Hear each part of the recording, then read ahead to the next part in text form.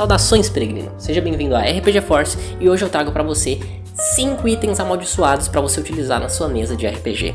Mas antes eu quero deixar claro que eu tenho me esforçado bastante para entregar o melhor conteúdo possível que eu consigo para vocês aqui no YouTube. E vocês sabem o quanto que é difícil alguém conseguir crescer com este nicho aqui nessa plataforma. Então se você puder, apoie este canal, que eu ficaria muito agradecido. E eu peço que comentem aqui embaixo que vídeo vocês querem que tragam para esse canal. Aqui vocês são respeitados e têm total liberdade para postar qualquer comentário que seja criticando e também sugestionando vídeos, porque eu com certeza vou fazer. Aqui vocês têm voz e eu não vou calar vocês. É o seguinte, vamos pro conteúdo. O primeiro item é a espada do tolo. E ela é completamente perfeita. Em que sentido? Ela não tem nenhum arranhão e ela não tem nenhuma rasura, nenhum desgaste, nenhuma envergadura, nem nada. Ela simplesmente parece uma espada que acabou de ter sido produzida. O gatilho de maldição dela é quando alguém a usa para alguma ocasião e o seu uso é um sucesso. Ou seja, a pessoa usa essa espada para atacar. Ela acertou, ou seja, a maldição foi ativada. Ou seja, a pessoa agora ela é amaldiçoada. Ou seja, um outro exemplo, ela usou a espada para coçar as costas. Se ela conseguiu tirar a coceira das costas dela,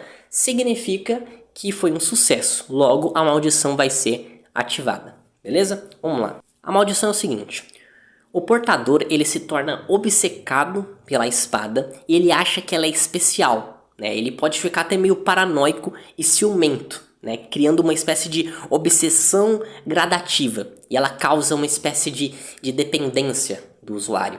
Esse item é muito bom para aquela história que você quer contar com uma pegada meio de Hobbit, sabe? O anel, sabe? Que manipula a cabeça e tem que levar esse anel. Enfim, dá pra você brincar com uma coisa meio Hobbit aí na história, beleza? Inclusive eu peguei essa ideia completamente do Hobbit e eu só dei umas alteradas nela até ficar com uma carinha mais interessante pro jogo. A informação mística da espada do tolo seria que ela nunca ficará mal apresentável, É uma das características místicas que ela tem, ou seja, ela não pode ser destruída por meios não mágicos, Se ela não quer ficar apresentável, ela não pode ser destruída. Ou seja, ela não pode ter arranhão, ela não pode ser entortada, envergada, enfim. Nada que faça ela ficar mal apresentável vai acontecer.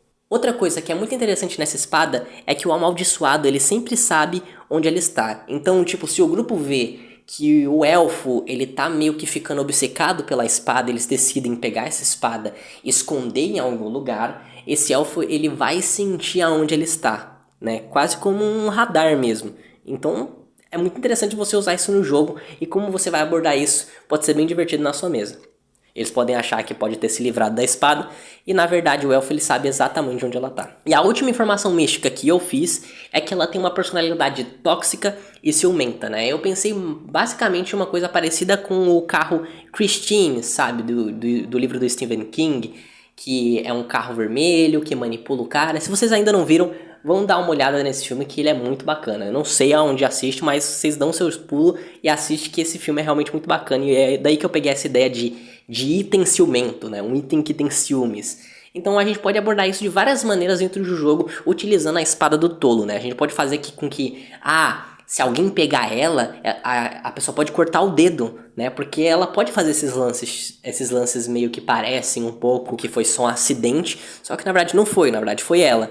E ela pode ter essas sacadas, Pode ocasionar muitas cenas legais utilizando essa personalidade dela, Que é tóxica e ciumenta. O segundo item, ele causa uma sensação de urgência muito grande em jogo. É uma sensação gradativa, mas ainda assim ele causa. Então, presta bastante atenção se você quer ou não usar esse item. E porque ele causa alguns efeitos em jogo que pode ser meio problemática para a narrativa que você quer contar. Beleza?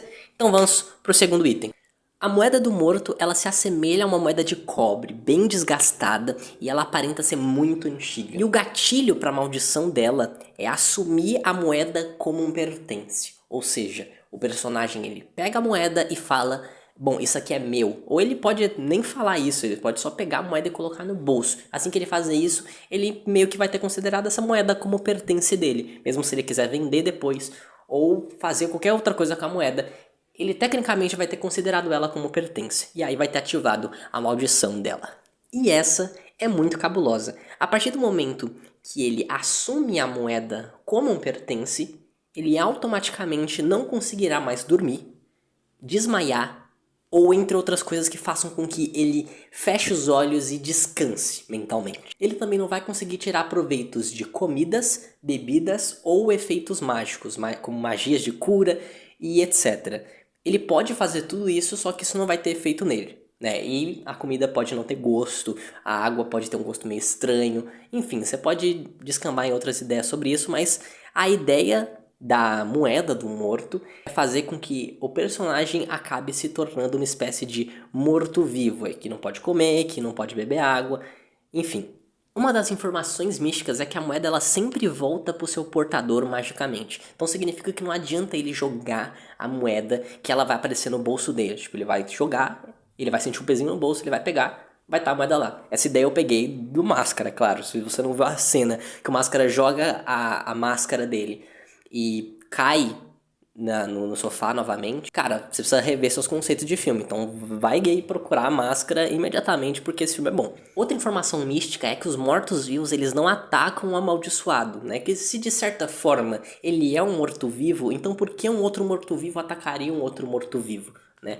É interessante de se pensar, e você pode utilizar isso em mesa ou não, aí vai do seu critério, né? Eu acho bem legal. E mesmo dizendo que ele parece um morto-vivo e a moeda do morto, ela caracteriza ele com vários efeitos que meio que transformam ele em um morto-vivo, ele ainda tecnicamente é vivo. Ou seja, ele pode morrer. Se ele morrer, logicamente que a maldição acaba. Mas para o jogo não ficar muito quebrado, você tem um personagem imortal que é morto-vivo, né? Enfim. E fica um adendo aqui que esse é um dos itens mais perigosos dessa lista. Então, comenta aqui o que você achou desse item. Esse item é bom? Esse item é ruim? Esse item é mais ou menos? Porque a outra dica eu usei o Hobbit. Essa daqui saiu da minha cabeça mesmo. E comenta aí o que você achou.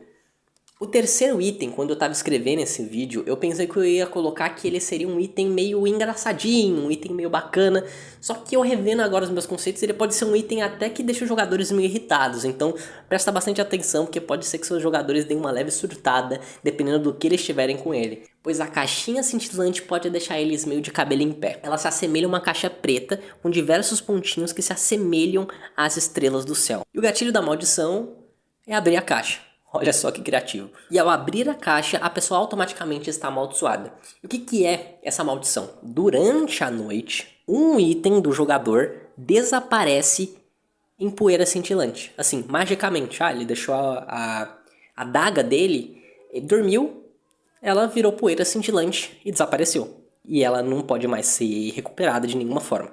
Isso pode gerar uma tensão muito grande no seu grupo, que eles podem ter, sei lá, adquirido vários itens valiosos que eles queriam vender, aí eles vão acampar na floresta, eles tiram uma noite de sono e quando eles acordam eles percebem que aquele item desapareceu. Eles vão achar que eles foram roubados, mas você sabe o que aconteceu. Você sabe que isso pode acontecer outras vezes se eles fizerem muitas viagens, então fique ciente aí que esse item ele pode ser muito problemático. E uma única informação mística que eu coloquei nela é que à noite ela pode flutuar no ar, assim, pra eles poderem pegar ela de surpresa, porque pode ser meio difícil, sabe? Eles guardam ela como uma lembrancinha e a espada vai sumindo e eles não se tocam o que tá acontecendo. Pode ser meio difícil. Então eu deixei que ela flutua no ar, porque pode ter uma chance deles olharem e perceberem que ela tá flutuando, o que pode dar um insight de que ela pode ter alguma coisa a ver com isso.